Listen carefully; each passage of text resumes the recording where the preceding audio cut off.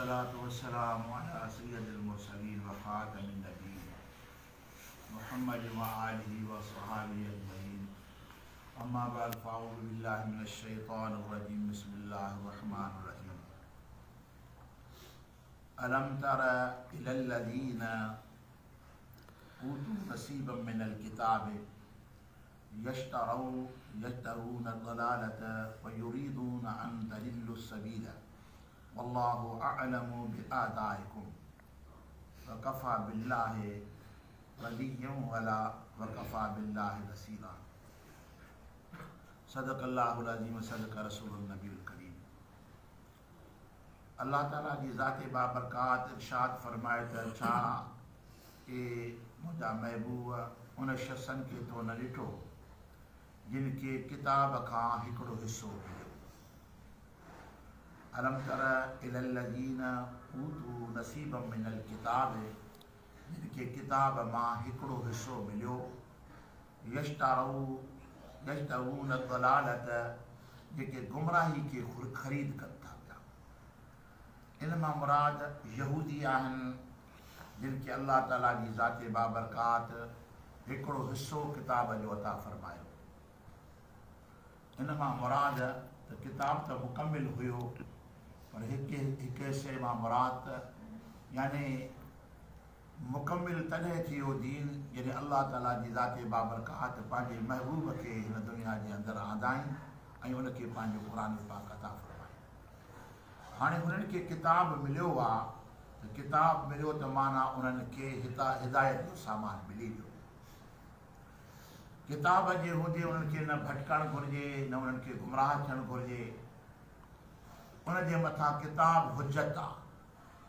मसलन हिकु इंसान खे अल्लाह जो दीन पहुचे, दीन पहुचण खां पोइ उन वटि को उज़ुर बाक़ी नथो रहे जो रब जी बारगाह में ईअं चए त मूं वटि साईं केरु आयो ई कोन, मूं वटि किताब ई कोन पहुतो, मूं वटि हिदायत कोन पहुती, मूंखे कंहिं दीन सम्झायो कोन, मूंखे कंहिं शरीयत जी ॻाल्हि ॿुधाई कोन।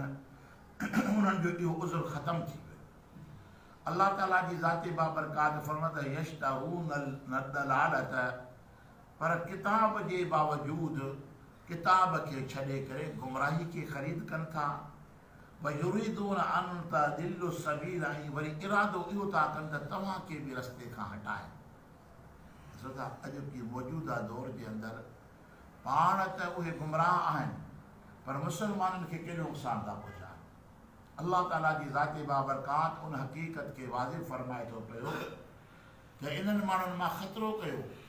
उहे वरी असां खां पाण खे सीनियर था सम्झनि, यानी त तव्हां खां अॻु ई असां मुसलमान आहियूं, तव्हांजो नबी पोइ आयो आहे, तव्हांखे किताब पोइ मिलियो आहे। असांजी इस्लामी तारीख़ पुराणी आहे। हज़रत मूसा अलैहिस्सलाम जो 1000 साल ज़मानो अॻिते आहे। यानी तव्हां मुसलमान खां असां अॻु ई आहियूं। त दी कलमो बि असां मूसा अलैहिस्सलाम ते अॻु में पढ़ियोसीं, तौरेत बि असांखे अॻु में मिलियो। मानो त असां पुराणा मुसलमान आहियूं, अलाह जी तौहीद रखण वारा दीनदार असां आहियूं। तव्हां मुसलमान कल्ह पैदा थिया हो, वरी असांखे दीन जी तबलीग था कयो, असांखे तव्हां क़ुरान जी तरफ़ ॾे सॼो था, ॼण असांखे तौहीद जी ख़बर न आहे।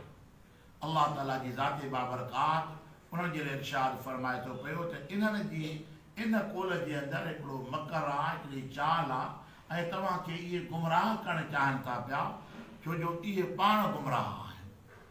हिकिड़ो माण्हू जो निमाज़ न पढ़े ऐं पोइ बि पाण खे चालाक सम्झे, दीन जो कमु करे कोन, पोइ बि 2 फुट पाण खे मथे सम्झे। हिकिड़ो माण्हू निमाज़ी पढ़े थो, उन निमाज़ी जे मथां चढ़ाई करे, अदा तूं त हाणे निमाज़ पढ़े थो पियो, असांजा वॾा निमाज़ पढ़िया, तोखे निमाज़ जी ख़बर न हूंदी, निमाज़ जी असांजी ख़बर आहे। तोखे ख़बर आहे त निमाज़ जो वज़ू कीअं कबो आहे।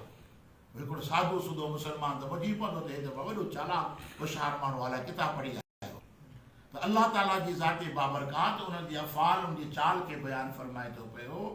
यहूदी ऐं नसारा जिन खे तौरेत शरीफ़ मिलियो आहे, हुननि खे इंजील मिलियो आहे, त हिन क़ुरान पाक जे नुज़ूल खां अॻु में उहे किताब उन्हनि खे मिलिया।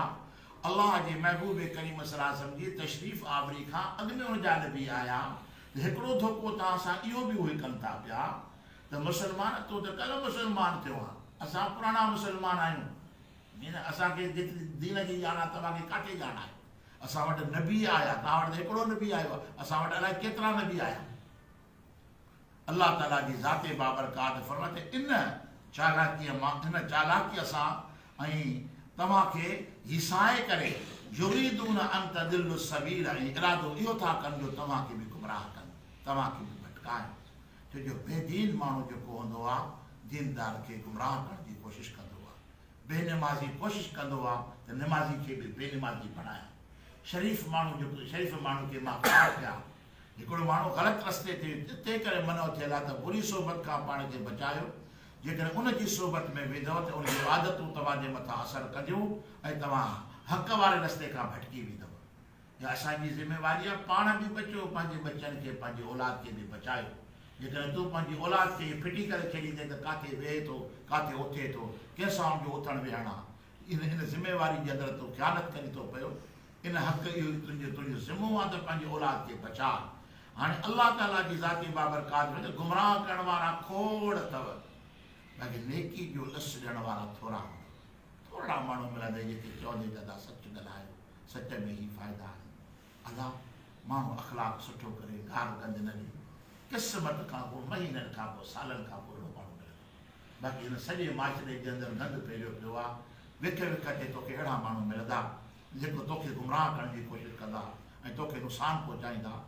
अल्लाह ताला जी ज़ाती बाबरकात हिन आयत सगुरी जे अंदरि इरशाद फरमाए त जेके गुमराह माण्हू आहिनि उन गुमराह माण्हुनि खां पाण खे बचो, छो जो उहे पाण भटकियल आहिनि ऐं उहे भटकियल माण्हू उन कोशिशि में लॻा पिया आहिनि असां बि पंहिंजो हिकिड़ो टोलो ठाहियूं, असां बि पंहिंजो हिकिड़ो गुरू ठाहियूं।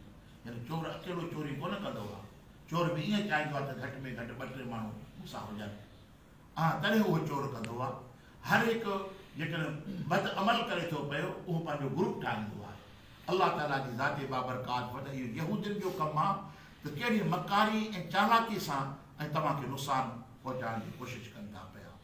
अल्लाह ताला जी ज़ाती बाबरकात अॻिते इरशाद फरमाए त वल्लाहु अअलमु बिआदाइकुम, अल्लाह ताला ज़ोर ॼाणींदड़ आहे तव्हांजे दुश्मननि खे। अल्लाह आलिमुल ग़ैब आहे, ज़ाहिर खे बि ॼाणे, बातिन खे बि ॼाणे। वो करीम रब इरशाद फरमाए तव्हांजे दुश्मननि खे मां रब थो ॼाणां। हक़ीक़त आहे में को शक न आहे। खोड़ असांजा दुश्मन आहिनि जंहिंसां असांजी दोस्ती आहे, जंहिंसां असांजी यारी आहे, ऐं ठाण हणी चवंदा त बक मट यार आहे मुंहिंजो, हालांकि उहो असांजो दुश्मन आहे। उनखे अलाह ॼाणे थो पियो। अल्लाह ताला जी ज़ाती बाबरकात फरमाए अलाह जेतिरो ॼाणे थो न तुंहिंजे दुश्मननि खे एतिरो ॿिए केरु नथो ॼाणे। जीअं अल्लाह ताला क़ुरान पाक में इरशाद फरमायो त शैतान तव्हांजो दुश्मन आहे, पर पधरो दुश्मन आहे, लिकियल दुश्मन बि न आहे। हाणे जेको अलाह असांखे ॿुधाए थो पियो इहो तव्हांजो दुश्मन आहे, असां उन सां वञी दोस्ती रखूं था। ख़ुदा ताला जी ज़ाती बाबरकात फरमायो त तव्हां दुश्मन खे दुश्मन सम्झंदव, जेको दुश्मन खे दुश्मन सम्झंदो आहे उनखां पासो कंदो आहे, उनजी सोबत अख़्तियार न कंदो, उनजे वेझो न बीहंदो। अल्लाह ताला जी ज़ाती बाबरकात फरमाए त तव्हांजे दुश्मन खे तव्हांजो रब करीम तव्हां खां वधीक ॼाणे थो पियो। वकफ़ा बिल्लाहि वलिया वकफ़ा बिल्लाहि नसीरा। ऐं अल्लाह ताला जी ज़ाती बाबरकात तव्हांजे वास्ते काफ़ी मददगार आहे, काफ़ी दोस्त आहे। यानी तव्हांजो वली बि अल्लाह आहे, तव्हांजो नसीर बि अल्लाह आहे। अल्लाह पंहिंजे ॿारनि सां कॾहिं बि बुराई न चाहींदो आहे। उहो करीम रब आहे जो पंहिंजे जेको दुश्मननि सां सुठो सलूक करे थो पियो, दोस्तनि सां उनजो कहिड़ो वर्ताव हूंदो। जेको दुश्मननि खे खाराए पीआरे, जेके अल्लाह जे शान में बेअदबियूं कनि, उनजे शान में गुस्ताखियूं कनि, उन सां गॾु ग़ैरनि खे शरीक कनि, अल्लाह ताला जी ज़ाती बाबरकात उन्हनि सां बि अल्लाह ताला सुठो सलूक करे थो पियो, जो उन्हनि खे बि उनजे मथां बि नेमतूं फरमाए थो पियो त तव्हां जेके अल्लाह सां दोस्ती रखंदड़ आहियो, ख़ुदा जी तरफ़ ॾे माइल थींदड़ आहियो, ख़ुदा जे अॻियां झुकंदड़ आहियो, ख़ुदा जी वहदानियत ते तौहीद जे मथां ईमान रखंदड़ आहियो, त तव्हां सां अल्लाह कहिड़ी तरह सां वर्ताव फरमाईंदो। अल्लाह ताला जी ज़ाती बाबरकात फरमाए तव्हांजे लाइ तव्हांजो दोस्त अल्लाह काफ़ी आहे ऐं तव्हांजे वास्ते अल्लाह मददगार काफ़ी आहे। अल्लाह ताला जी ज़ाती बाबरकात हिन ॿिनि आयतुनि सबूरनि जे अंदरि वज़ाहत सां फरमाए थो पियो त जेसी दुश्मन खे दुश्मन न सम्झंदे, दोस्त खे दोस्त न सम्झंदे तेसिताईं तूं कामयाबु न थींदे। ऐं दुश्मन कहिड़ो? जेको मां चवाईं उहो न, जेको तूं चई न, जेको अल्लाह क़ुरान पाक में इरशाद फरमायो हीउ तव्हांजो दुश्मन आहे, हीउ तव्हांजो दोस्त आहे। जेको अल्लाह जे रसूल करीम सल्लल्लाहु अलैहि वसल्लम फरमायो हीउ तव्हां